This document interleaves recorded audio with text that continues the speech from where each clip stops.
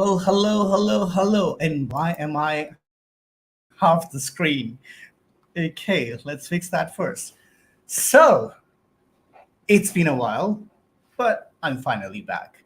And last time you saw Matt Skellerud and us talking about pride, marketing, rainbow businesses, and gaslighting by corporate. Today, we're going into a totally different topic. We're divorcing from business. Oh, did I say divorce? Divorce is never seen as a good word.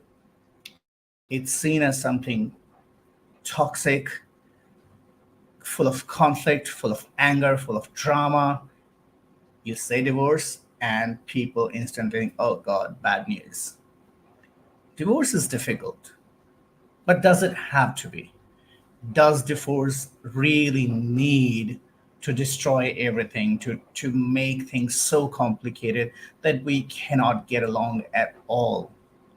Well, my guest today doesn't believe so. Not only she doesn't believe that divorce needs to be difficult, but she actually helps people make sure that divorce can be a easy thing and can lead to something positive for you and your loved ones. So, who is my guest? I guess you'll have to ask her directly. Hey Roz, how you going? I'm doing great. Good to see you. Absolutely great to have you. And since you've been so patient, I'm actually so excited we're finally here. So, Rosalind, the first thing, obviously, people would want to know who you are, what you do. If you can tell them a little bit about yourself, I'll really appreciate that. My pleasure. I'm Rosalind Sedacca, and I'm a certified divorce and co parenting coach, founder of the Child Centered Divorce Network. And the focus of my work is to help parents make the best decisions regarding themselves and their children before, during, and long, long after a divorce.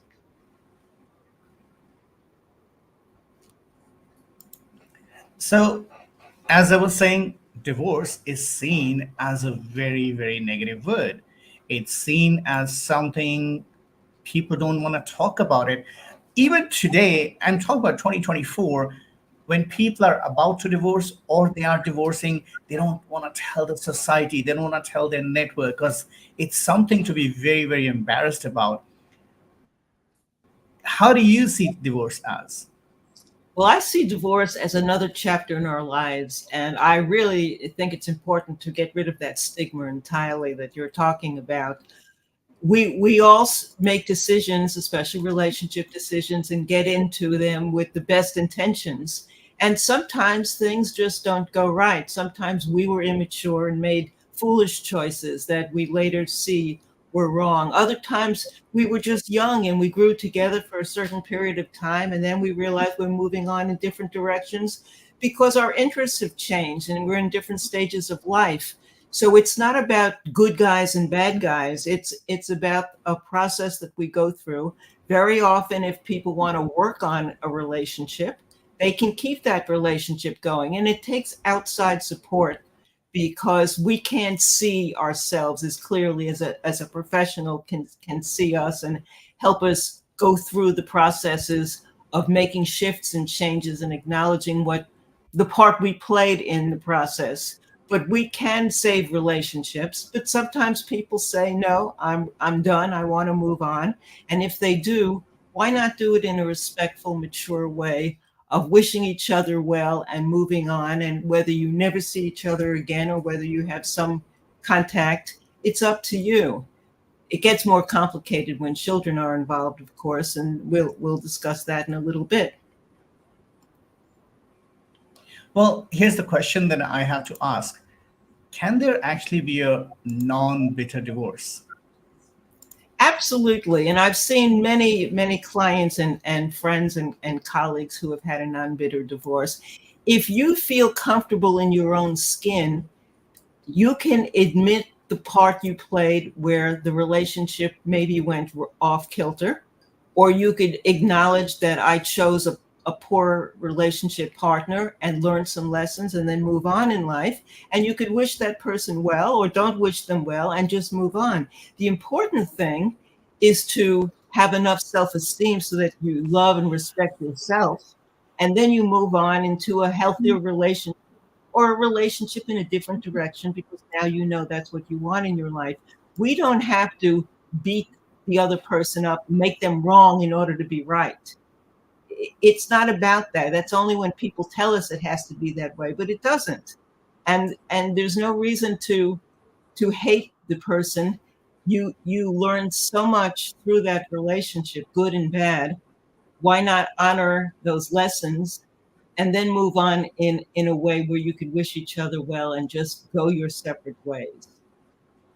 I'm going to ask you an absolutely maybe ridiculous question, but a lot of times when people are going through divorce or separation process, even before divorce, people try and convince the couple to not divorce. So the question is, why divorce at all? Can we not work it all out? Is there a time or a reason when divorce is the only option? The divorce is the only option if one or both parties have already stepped on. When you've emotionally cut the cord, you're not going to get back together even if you play the game of trying to, because part of you has moved on. If you really feel something still for that other partner, any relationship can be healed and strengthened and improved and kept, because it just takes work on both sides. Relationships are a two-way situation. No matter who the relationship is with, both parties are playing a part in it. And if both parties say, I want to do whatever it takes to keep this relationship going, of course it can thrive. But it takes work and effort. And we live in cultures that are very dismissive and saying, I'd rather move on than bother to put in the work or take the responsibility of saying, well, I played a part in this. Maybe if I hadn't done that or said that, maybe things would be different. So usually both parties have played a part in the breakup, but it just depends on your emotional state of whether you're willing to do the work or whether you feel we've run our course. This was a fine experience for X number of years. Now I've grown in a different direction. I honor you. I'm clean with the tension between us.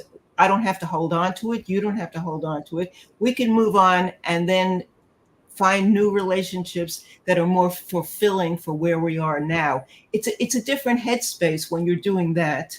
And then you really can move on, because I believe that life is full of chapters, and anything we do has a beginning and an end, just like raising children does. They're different when they're infants versus middle school age versus teenagers, and you can't be the same person that you are with them. And so we all evolve in different chapters of our lives, and I think we have to honor and respect the evolution that we're going through and be willing to move on. It's a matter of, do we move on with anger and hatred and resentment and hold on to that, or do we let it go and feel healthy emotions of saying, I learned a lot and now I'm going to move on in a different phase of my life. Right. And I think it'll be fair to say, even when we're divorcing, it is actually kind of a teamwork. It is actually still doing things together to part ways. And I want to take a couple of comments that have come through. Joanna Robon is saying, agree, absolutely, Rosalind. And she's talking about, what you just shared, beautifully put, Rosalind. That's the thing. It can be done positively. It can be, it's just like friendship. Sometimes friends grow apart. Right. They It doesn't have to be a bit of breakup. You just grow apart. It doesn't work out, and that's how things are. Tammy is also saying so important. So before that, I want to go into a couple of other comments Joanna actually posted. She says, looking forward to this. As stepmom of two and stepnana of four, I've witnessed the magic of child-centered separations. And Joanna will jump into that in a second, because this is all about child-centered separations. And she also shares, we provided two happy homes rather than one unhappy one. And that's exactly, we are talking about today. So I have to ask you, what is your divorce story, Rosalind? when you actually knew that, okay, it's time? What exactly happened, and how did how did it all begin? And it's not uncommon, but this was many years in the process. I was getting more and more unhappy in my relationship, and we were raising my son, and I was feeling very guilty about every time I thought about getting a divorce. We had different perspectives on parenting, and it was infuriating me. And I was feeling I was losing connection with my son because dad was the good parent, making me the bad parent. I was just more of a disciplinarian, and dad didn't follow the rules as much, and I felt my son was getting spoiled. And this is a very common parenting situation. And I felt that I was starting to become very bitter and angry. And I realized that for in my case, a divorce would be better for my son, because he would have more quality time with both of us when he was alone with each of us, and he wouldn't be favoring his father or his mother. And it took me years. I went to therapy and to get the nerve, because I was feeling so guilty. What if I screw my kid up? And that kept me from doing anything for a long time. So when I finally made the decision, it was the hardest decision I ever made in my life, but I felt it was the right direction. My son was 11 years old at the time.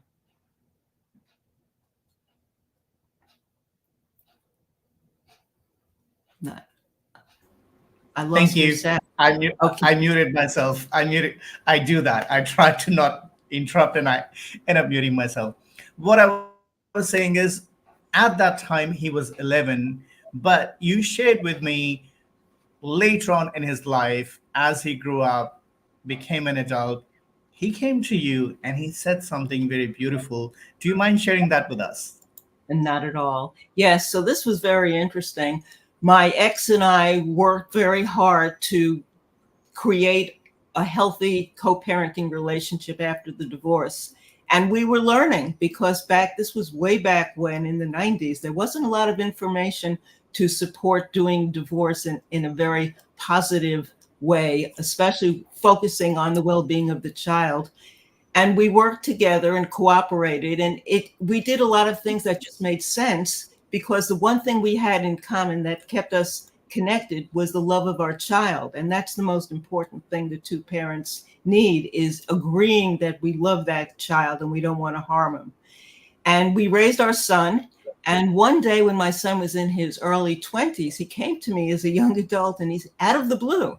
And he said, Ma, you and daddy really did a good job with the divorce. And I just want to thank you, because most of my friends whose parents divorced either hate their parents or are very angry at them.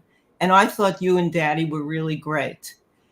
And I let out such a sigh of relief, because, you hold on to the guilt and the insecurity. And suddenly my son is commenting and telling me that I did some good things and this worked out, and he was thanking me. And I started thinking about all that I learned from his age 11 to his early 20s. And I realized that there were so many choices we made that were better choices and right choices, or things that we did that we saw that we shouldn't have done.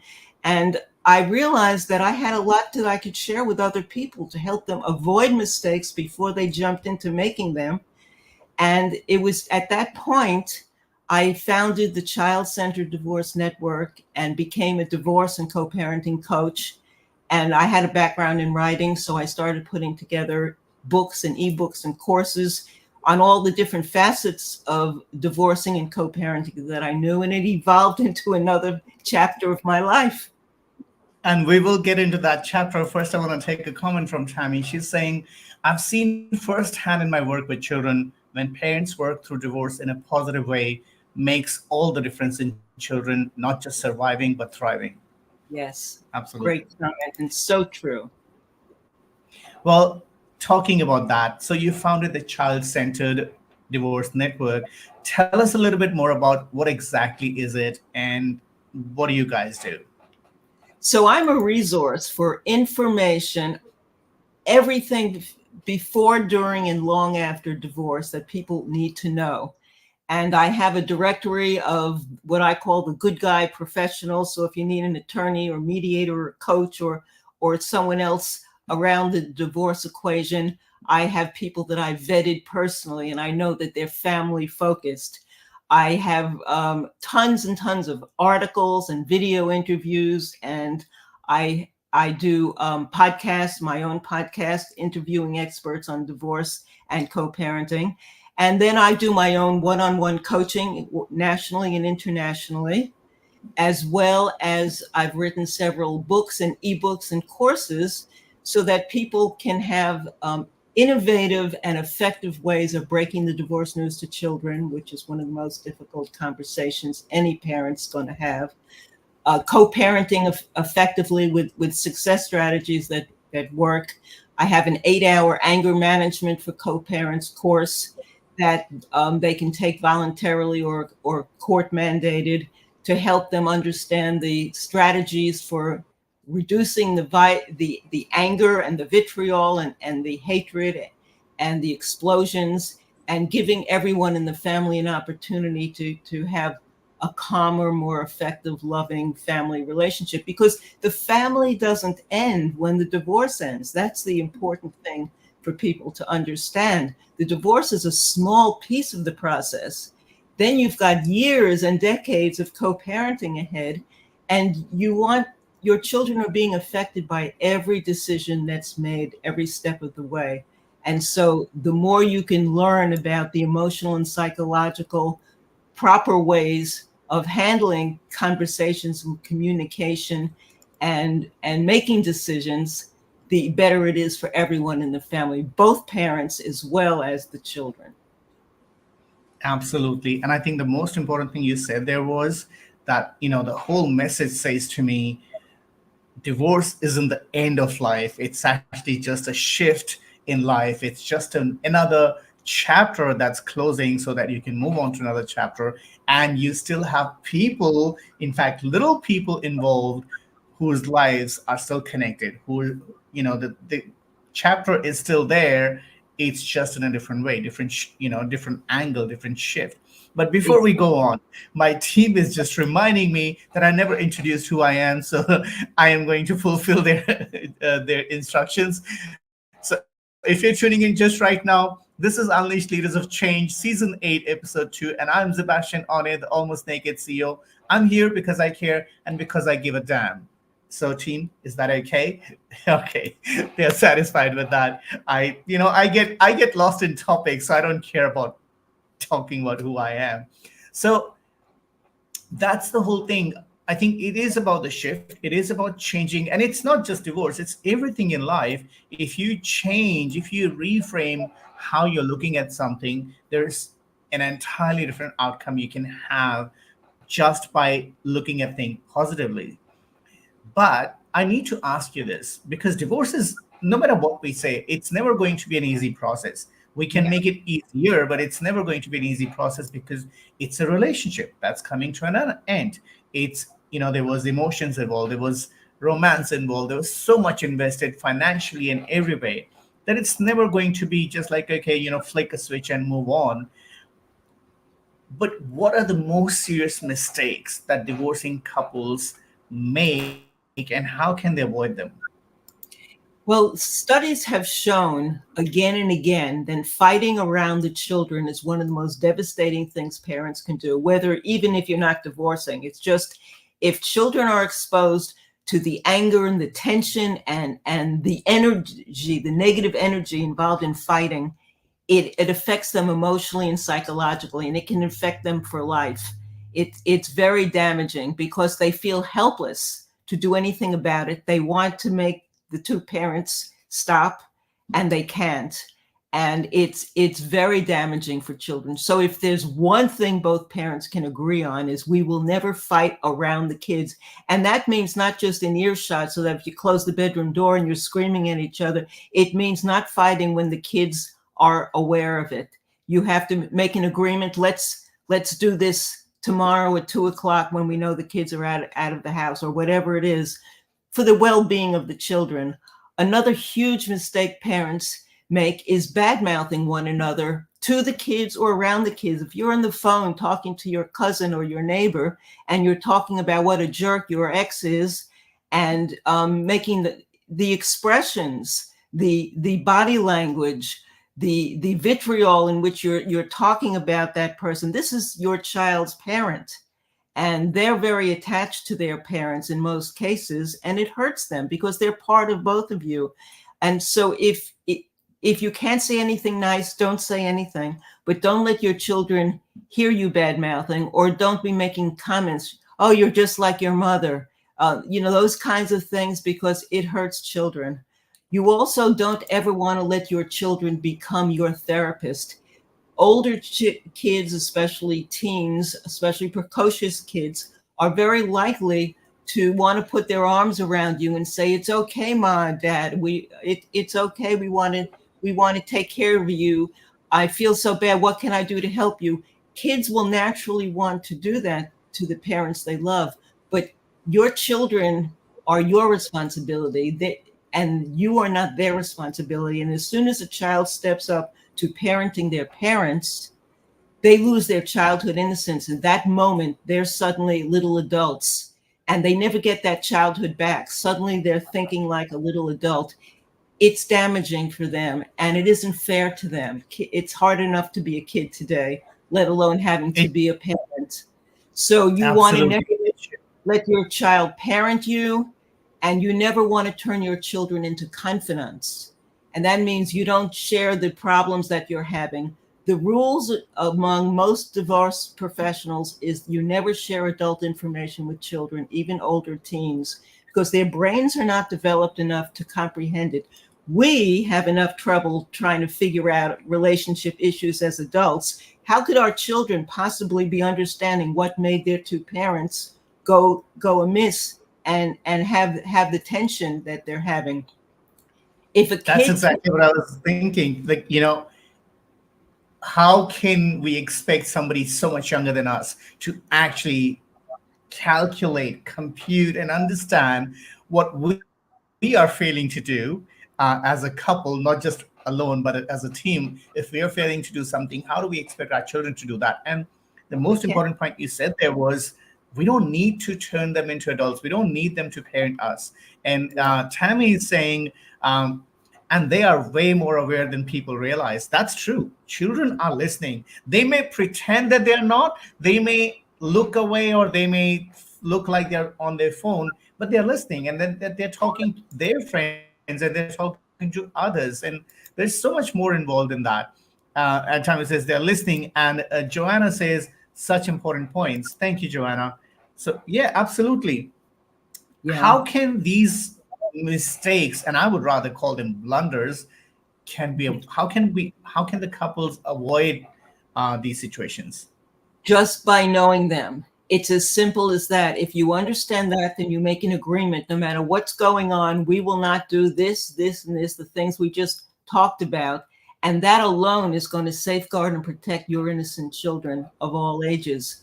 Because once they're free to have their childhood, and we're not worrying about their taking care of us and protecting us. So that means we can't confide in them the kind of things you want to confide in your friends. You want to confide in a professional, a coach, or a therapist, but you don't confide in your kids, as tempting as it is, because they can't carry the burden. It's hard enough for us. And when you do, you emotionally and psychologically change who they are. Suddenly they're carrying concerns and worries and things that they can't possibly change. If a child could fix something, it's one thing, but there's no child on earth who could repair a parent's damaged relationship as much as And they it would. is not their responsibility. It is not the No, child's responsibility at all. You know, exactly. So we're I'm giving them the blessing, the gift of not burdening them in that way. exactly. Now, one thing that comes to mind is, while all this is happening and we're trying to, you constantly use the term co-parenting, that's where the whole shift happens. Because yes, the divorce is ending a relationship between the you two, but you still remain the parents of the two children, whatever children you have. So how is co-parenting important? And while the divorce and the bitterness and the division of assets and all this is going on, how can the co-parenting still be the center of everything? It needs to be, if the one thing you can agree on is that we love our children, that's all it takes for the two parents, no matter what you're fighting about in financial and physical plane things. If you can agree that we really do want to protect our kids, then the more decisions you can make together as parents, the more you're staying in the role of parents. So if your children during the divorce or long after the divorce come to you and say, I want to do this and can I do that? If you could stop and say, I'm going to talk to your father, your mother, whoever that person is, and we'll get back to you with an answer. That gives the children the sense that there's parents running the show yet. Even though they may be divorced, there's still parents who are talking to each other. And if parents can agree on certain discipline, certain rules, certain agreements about how the children are behaving, if nothing else, and they can agree on that, it gives the kids the security move on in life because they have parents. It's the parents who divide themselves apart, separate themselves apart, don't respect what is going on with the other parent. It just makes it harder for them, and it makes it much harder for the children. And that's what we want to avoid. So there are easier ways of co-parenting cooperatively, and then there are more difficult ways. And I think the most important, underlying message here is focus on the change, not on the blame.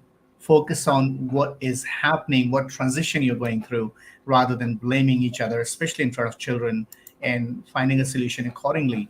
Um, Now, one of the things that you mentioned in our conversations offline earlier is gray divorce. Now, a lot of people might not know that term. What is gray divorce, and children, I think if you go into that, you can explain how it impacts children as well. Yes. So gray divorce is more common than ever. And that's the people who are divorcing in older years, over 50, over 60, after retirement. People are saying, we stayed together for the kids, and now I want the next few decades of my life to be more personally involved in what I want to do. And we've outgrown each other, and they move on. And adult children have can be very opinionated, can be very hurt, can be very shocked by suddenly seeing their parents divorcing at 60 or 70 years old and moving on. So it happens, and we have to not be judgmental as children, as adult children, and let our parents make decisions that they're going to make, and try to encourage them to be cooperative and not vitriolic when they're communicating with one another. They don't have to put each other down in order to move on. Wish each other well and just move on in life. Of course, not everyone we're divorcing are ideal people, and there's actually people who do deserve, but to be excluded from family life and part of the family dynamic because of their behavior. But it's a small percentage of people. Most people aren't evil and bad. Most people are just not good fits for each other, and they want to move on in life. And as adult children, we should be mindful of respecting what our parents are doing at that age and stage. One thing that's important about all of this is that as grandparents, we want to make sure we don't lose grandparents in the divorce situation for our own children, or if the grandparents divorce. We want to make sure that we remember that we could still be a family despite divorce.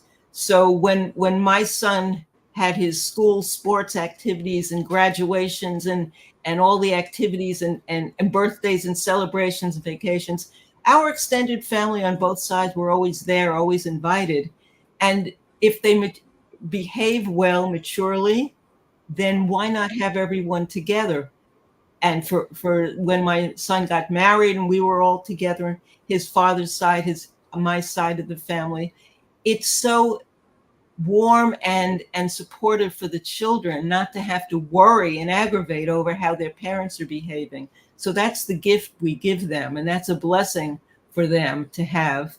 And it's important for them to have access to grandparents, because grandparents play a huge part in the growth and development of children.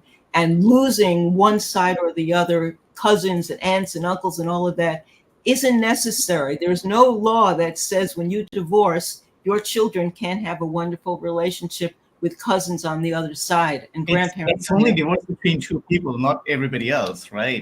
Um, Absolutely.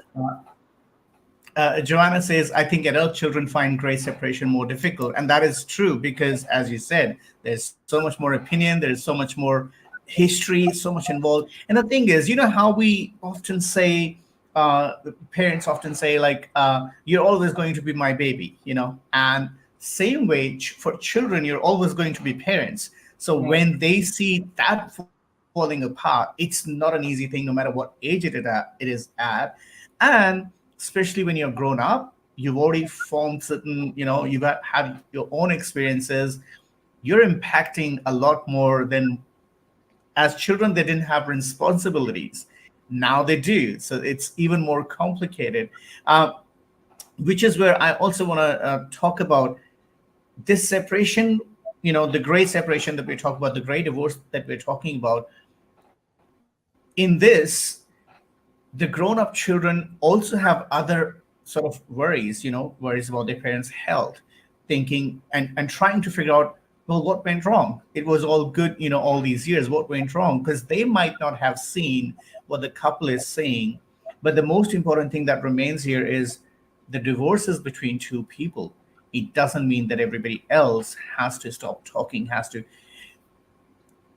But do you think it involves, or it begins from the couple itself, the divorcing couple itself, where what the entire culture of the rest of the family will be depends on how they kind of handle the whole thing? Well, it certainly does, but I think we as adult children can play a part if we don't see our parents acting maturely and they're making poor decisions in their divorce, then we can step up and offer more mindful suggestions or remind them of more mature ways of behaving themselves. Because if our parents are misbehaving because they don't know any better, then it's up to us to step in and remind them. Everyone has feelings that can get hurt, and the idea of these kinds of breakups is not to make them so dramatic that we have a bunch of hurt people throughout the family dynamic. We want to minimize that and do things in a mature, conscious way. And that means thinking first. What are the consequences of every decision we make? People don't think and stop and think about those consequences before they make decisions. And if they did, there were so many things they wouldn't do. And another thing that's good to bring up at this point is I highly recommend to all of my clients that they show their children that they are able to apologize.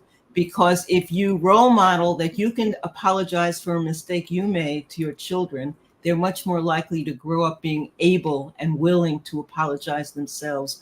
So if you made a mistake in a divorce or some other part of parenting, it's okay to sit down with your child of any age and say, mom realized that I should never have done that, or I should have done that. And I'm sorry I didn't agree with you, or I'm sorry I said that about your other parent. Whatever the situation is, it gives the kids permission to understand that we all make mistakes.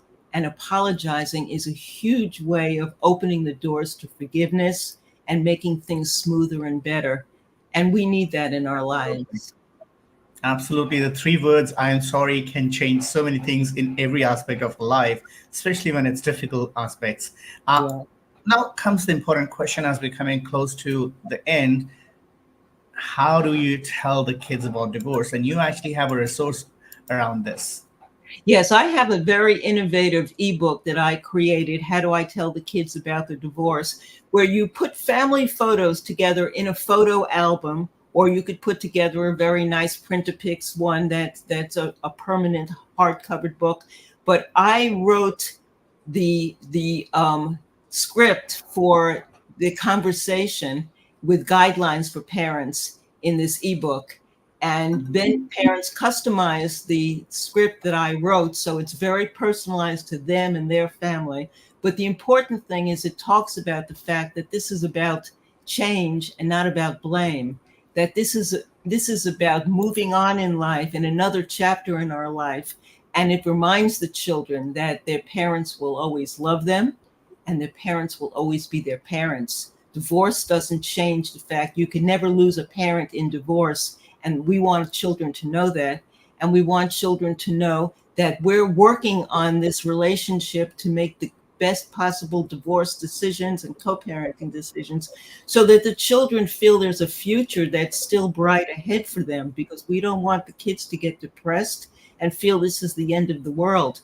There is a life after divorce, and this is a chapter in our family's life, and we will always be a family.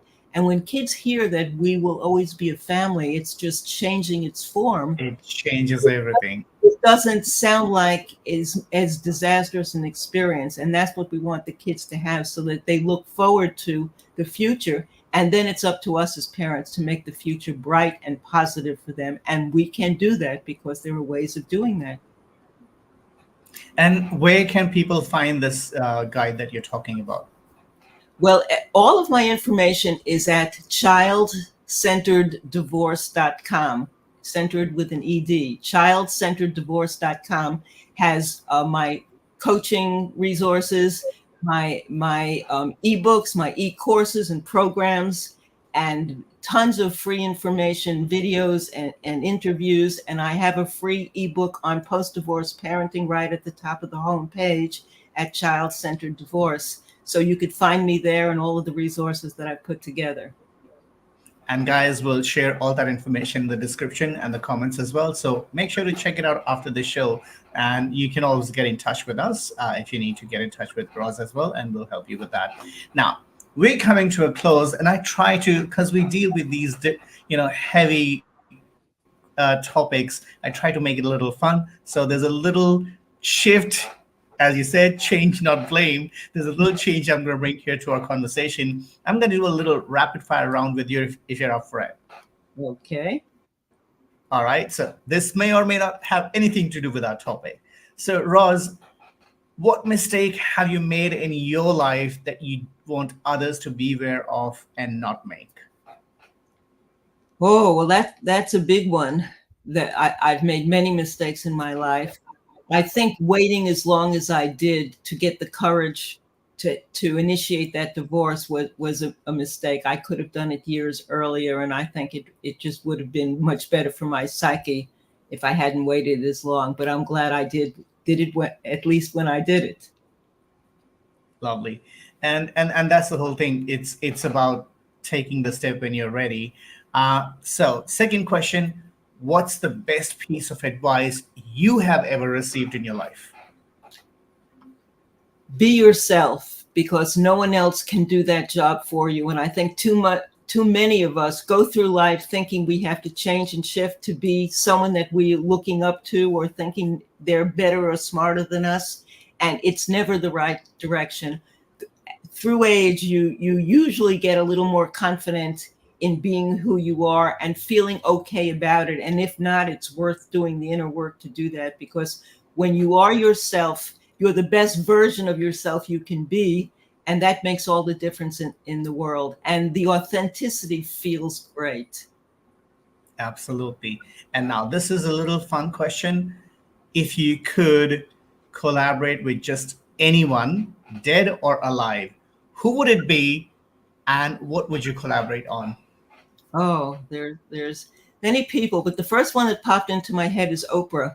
I have a great deal of respect for Oprah. She's overcome enormous obstacles in childhood and has made some very wise decisions. And I'd love to reflect with her on things, get her opinion and values on a lot of things, because I think she's very centered and has come up with great depth of maturity and wisdom over the years. Absolutely. I want to acknowledge a comment that I just received from Tammy. She says, I made the same mistake. So, Tammy, it is about, changing when you're ready and when you realize, and that's where it is. Well, thank you so much, Rosalind. I do have to ask you before we close, what's the one message you have for people out there who watch this right now or on replay, whether it's divorcing couple or really anybody? What one big message of life you have for them. Well, thank you. The message is we are role models for our children. They watch everything we do. So it's not what we say. Lecture less, listen more, and remember you're a role model. So be the kind of person you want your kids to grow up being. And that is a blessing and a lesson that we could all take to heart. And it'll just make us better people and give us children who will thank us when they grow up for the way we parented them. Lovely. And Joanna says, great final message. Thank you so much, Rosalind. This has been so much fun. I wish we could go on and on and on, but we have come to the close. Thank you so much, A, for being so super patient, behind the scenes story, but also for this, the work that you're doing. Until I got to know of you, I did not even think about that divorce could have a coaching situation and a resource where this can be done positively. Thankfully, I have not experienced a divorce situation in my life from my parents and all that, but I've seen so many other couples, and that's what confused me at times, that why my parents get along so fine, why are others not getting. But this gives me a different perspective, and I hope it helps lots and lots of other people. So I'm sure you'll be coming back again, but please don't go anywhere. I will be talking to you in a minute. Thank you so much, Sebastian. I enjoy my time together with you. It's my pleasure. I'll speak to you soon. Okay, guys. So the biggest thing that I'm taking away from all of this, and this is Unleashed Leaders of Change, so this is perfect. Rosalind says, focus on change, not blame. And I think that's the biggest point about divorce, that people focus on blaming, anger, how to put the entire responsibility on the other person. How about we look at it as just a change, a chapter, a new phase in life, and remember that we still are co-parents. We still have little lives, or even grown-up ones, who are connected to us.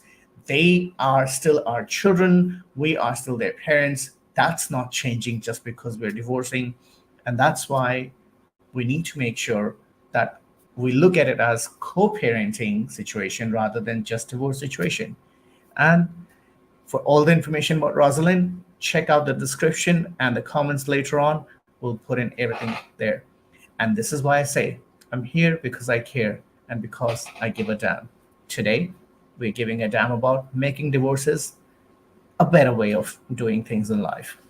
Thank you so much for watching, and I will see you next time in a fortnight's time. So until then, take care, dream big, and make it happen.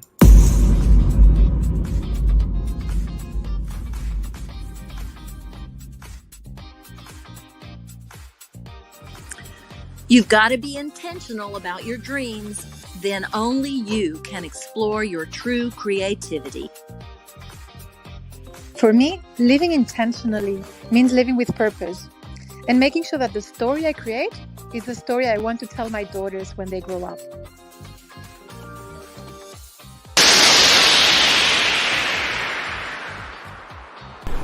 Because I am